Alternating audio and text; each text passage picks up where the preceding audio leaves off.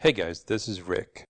So on the last video about the nonsense of nodes, where I talked about a couple of false narratives by the Bitcoin BTC fork, the BTC fork of Bitcoin, there was some feedback that made me realize that the rabbit hole of misunderstandings and false narratives actually goes much, much deeper. And I want to address that.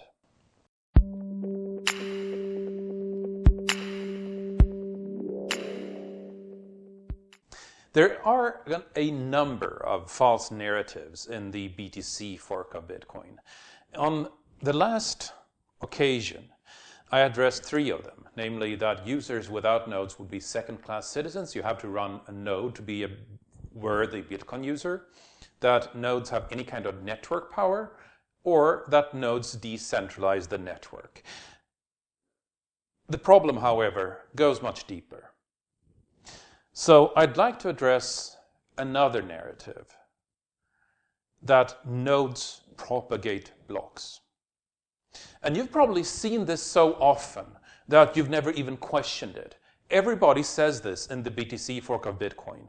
But this actually goes very, very deep.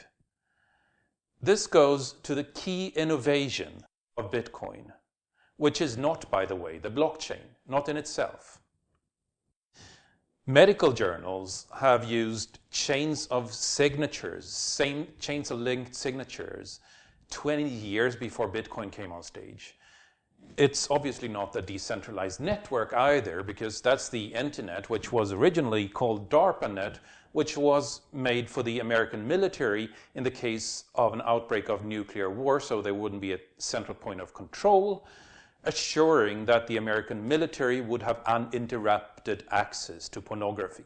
No, Bitcoin innovation is something else. It's a mathematical problem, a solution to a mathematical problem called the Byzantine generals problem, sometimes abbreviated in this context as BGP, which does not in this context, this can be confusing, which does not in this context stand for Border Gateway Protocol, which I've been addressing before in describing how the Lightning network doesn't scale in terms of routing.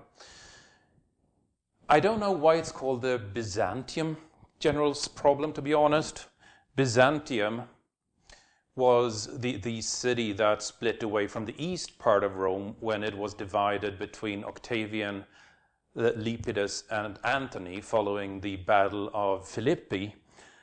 But even so, it became known as Constantinople just after the fall of Rome, or the transition from Eastern Rome onward, and sometime between 1500 and 1900, depending on when you ask, it became known as Istanbul. Regardless, that's a little bit of a sidetrack. This is known as the Byzantine generals problem. I have absolutely no idea who these generals are. In any case, they're attacking a city. The only thing I can sort of infer is that they're probably not Cassius and Brutus, because they were killed in the Battle of Philippi. So we have a number of generals with divisions surrounding an enemy city. They are planning to attack this city. In order to succeed with the attack, the problem says, more than 50% must attack. And the thing is, they have no means of coordinating this attack except talking randomly to each other. There is nobody giving the command to attack. There is no authoritative source that they are all listening to. So they must coordinate this between themselves. As long as at least half, or more than half, of these generals attack the city, then the attack will succeed. It can be any half, but it has to be at least half.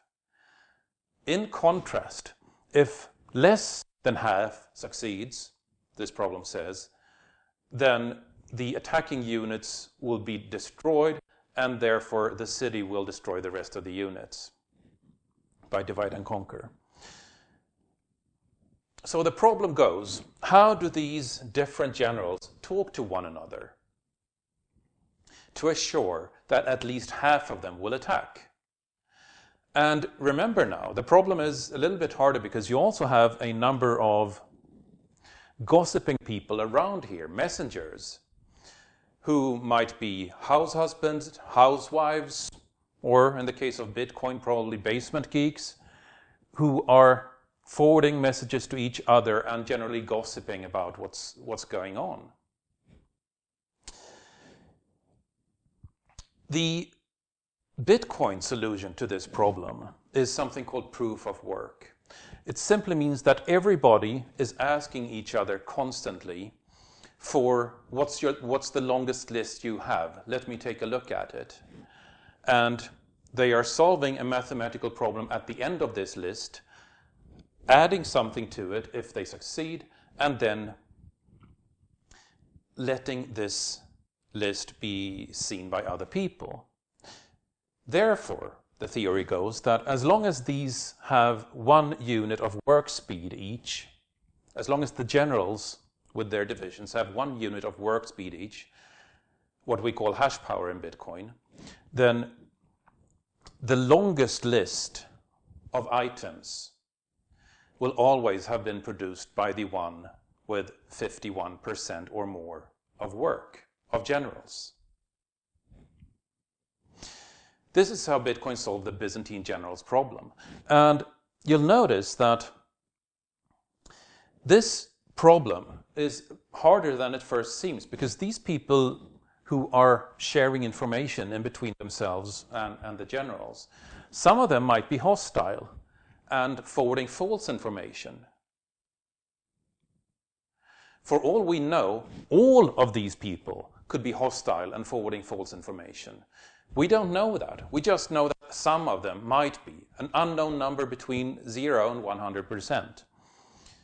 And worse still, some of these generals might actually be hostile. So the problem is, how do you get this adversarial environment to coordinate attacks so at least half attack at the same time? That's the Byzantine generals problem, and that's what Bitcoin solves by this proof of work thing, that you're creating a linked list of signatures solving problems, so you can see that there's a so-called longest valid chain having solved this problem. So you follow the longest valid chain. This brings us to the question. How does a new actor find the longest valid chain? How does a new actor, somebody entering this as a general, as a gossiper in the middle, how do they find the longest valid chain? You'll see that there are 2 ways to look at this. And this is crucial. This is absolutely key. You can see that the present actors tell the new actor, communicate to the new actor, and that the new actor receives the message. This is a communication in 2 parts, a transmission and a receiving part. Yes? However, this is where the narratives go wrong, or false if you like, because only one of these is primary. Only one of these, either the present actors tell the new actor or that the new actor asks the present actor. Only one of these is primary. It's either the primary case that the present actors will tell the new actor or that the new actor will ask around from what appears to be present, honest actors. And if you're not getting this right, if you're not getting this simple question right, which one it is, then you'll be getting every single design of Bitcoin completely upside down. Completely upside down. Because you'll be missing out on the key innovation. And we can see which one it is by looking at the Bitcoin white paper.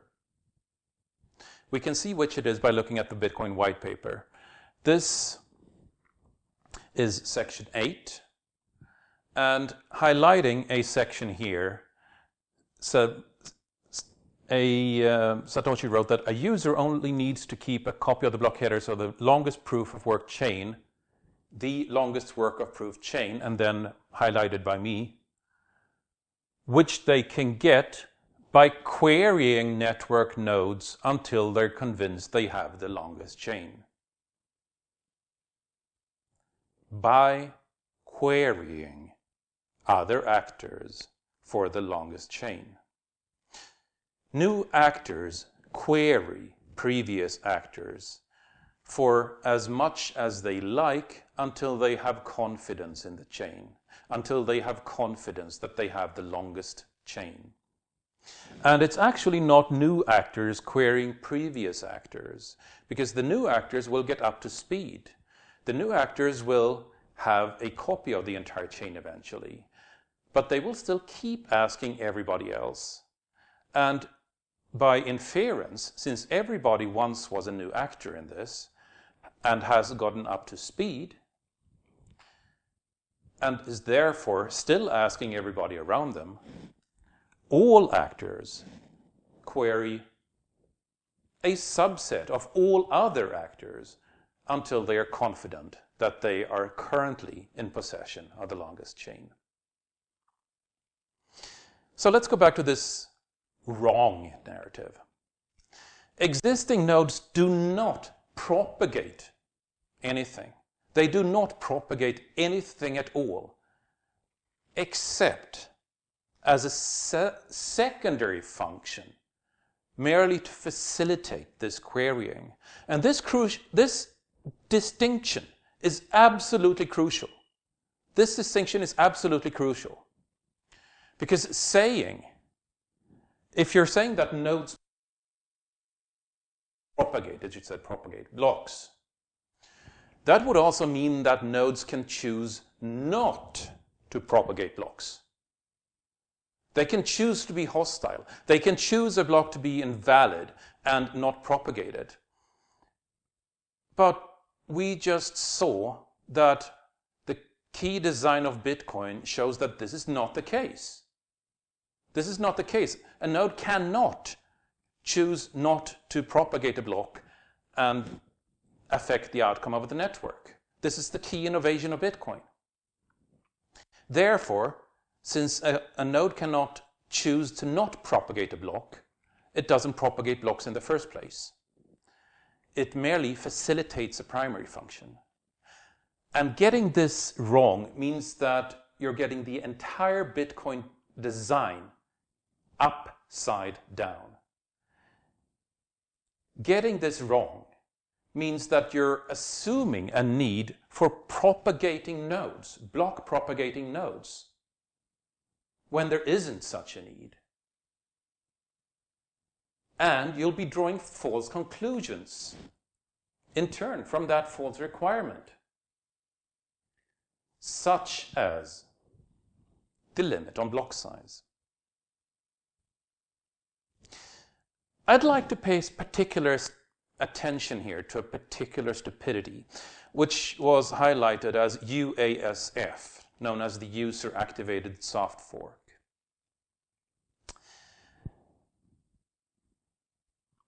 The User Activated Soft Fork was supposed to take place by lots and lots of nodes who just refused to propagate blocks that were invalid according to new rules that would be enforced in this fork.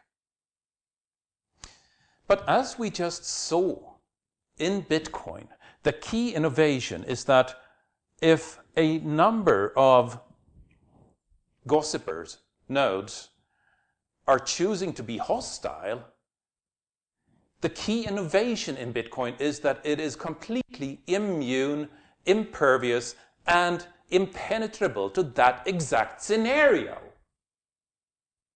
That exact scenario is why Bitcoin is functioning at all. And this was picked as having some sort of effect on the network. No, it doesn't. And this is key to understanding. By foundational design, nodes that choose not to propagate blocks cannot have any effect on the network. There was some talk about getting the gateways to the existing financial system to cooperate in this, because Bitcoin still has value because it's measured in terms of the old financial system. We measure the BTC fork of Bitcoin in US dollars. We measure the BCH fork of Bitcoin in US dollars still. This might not be the case down the road. This will hopefully not be the case down the road, but there was some idea of getting the old gateway, the gateways to the old to participate in this, which might have changed the value proposition a little bit. Still, it's very unclear, to say the least, what their incentive to take part in such a scheme would be.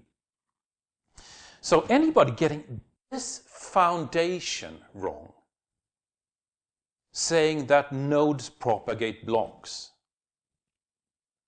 will get everything built on top of this false foundation wrong too. This false foundation that nodes propagate blocks is simply wrong. There is no nuance here. It is upside down of how Bitcoin works. So it's important to realize that if somebody says this, it is quite likely that everything else they say about Bitcoin will most likely also be wrong. Subject, of course, to the fallacy, which says that just because you arrived at a statement through an invalid logical path doesn't make that statement automatically, objectively false on its own terms. Only that you arrived at the statement through an invalid logical path. So with that, I want to say that they don't have to be wrong about everything, but they've arrived at the conclusion through an invalid path if they go through this nodes propagate blocks thing. Users and systems query for the longest chain. Query for the longest chain, and they do so until they satisfy they have the longest chain. They query as many systems, other systems as they like. The default is to connect to 8 other people. This is configurable. And yeah, there are mechanisms to facilitate these queries, such as non-mining nodes, some of which may forward valid blocks, others not. And that is completely fine with Bitcoin. That has no effect on the network outcome whatsoever. This is a secondary function, a facilitating function to querying for the longest chain. I want to give a special mention to Comcast. I promised I'd bring up Comcast again. And this, every time I mention that word, it's like all the energy drains from my body. Like, ugh, what am I doing standing here anyway? Comcast.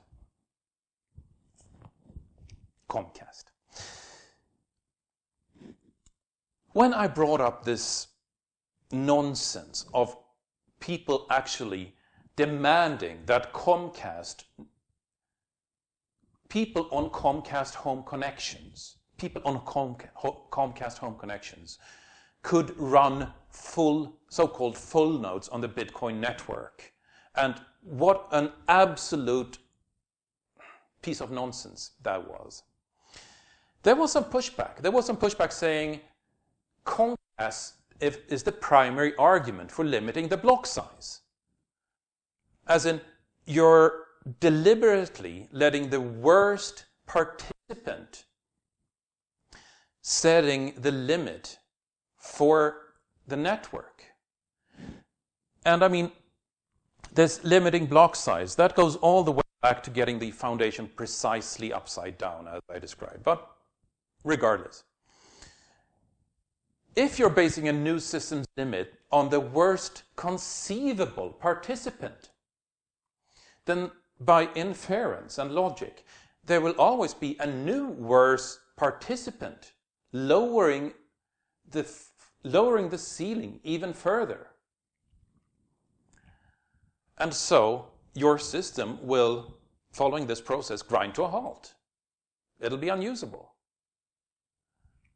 Besides, going back to the last video, I mentioned that a Bangladeshi goat farmer cannot possibly afford the $4 transaction fees, not to mention the $40 transaction fees that result and have already resulted from getting the design precisely wrong. But, I said, a Bangladeshi goat farmer, if they wanted to run their Bitcoin node for whatever reason, they can afford to rent a server for $395 a month, capable of running a so-called full node of Bitcoin, even the BTC fork of Bitcoin. I was challenged on this. Admittedly, I did a hip shot of this probably costs about $395 a month, but people were aggressive about what deal can you find that costs $395 a month. So, let me Google that for you. For $397 a month, which is admittedly not $395 a month, but if you're going to be picky about 2 cents, then I think we are off the mark completely. For $397 a month, you can get a machine that has these specs. 0.5 gig of RAM, 25 gigs of solid state storage, 1 gigabit uplink, and unlimited data traffic. This is a machine that is completely capable of running a Bitcoin full node, no matter if it's on the BTC fork or BCH fork. It would have to run in pruned mode, because it can't fit the entire blockchain and the entire blockchain history on 25 gig solid state drive. But running it in pruned mode is absolutely fine, because the UTXO set takes up about 2.5 gigs at present, so 1/10 of this. So I have a humble suggestion. If we're going to draw the line somewhere for what's a requirement to run a full node, because apparently people are really keen on having a bar to put, which is going to exclude some people and include others. I have a humble suggestion for where we can put this bar. We can draw the line at what a Bangladeshi goat farmer can afford to run. Because if a Bangladeshi goat farmer can afford to run it, then it should include most people on the planet, frankly. And this means we have a system with a 1 gigabit uplink, full duplex fiber, unlimited traffic, and we have a maximum UTXO set of 25 gigabytes for now. That is very likely to increase exponentially as storage costs go down. That means we have a full order of magnitude of growth space until we run out of storage space. Now, just as $4 transaction fees included all the people we want to bring in to this system, having this requirement will naturally exclude some people as well. Some people on Comcast, to be specific. And I'm going to be very blunt here. I think that people who believe that Bitcoin should be designed to limits to their shitty Comcast connection at the exclusion of people who really need that kind of financial capability. If a Bangladeshi goat farmer can afford to run a node and you demand that they be shut out from the financial ability just so you can run something on Comcast, well, to be frank, I don't have anything nice to say about such people. In the next video, we're going to talk about X25, TCP/IP, the OSI stack, and more importantly, why the incumbents are acting extremely quickly when they have an incentive to do so, but not until they have an incentive to do so. More specifically, we'll be looking at just how close it was that we didn't get the internet at all, but instead a permissioned gatewayed network which was only run by telcos. Until then.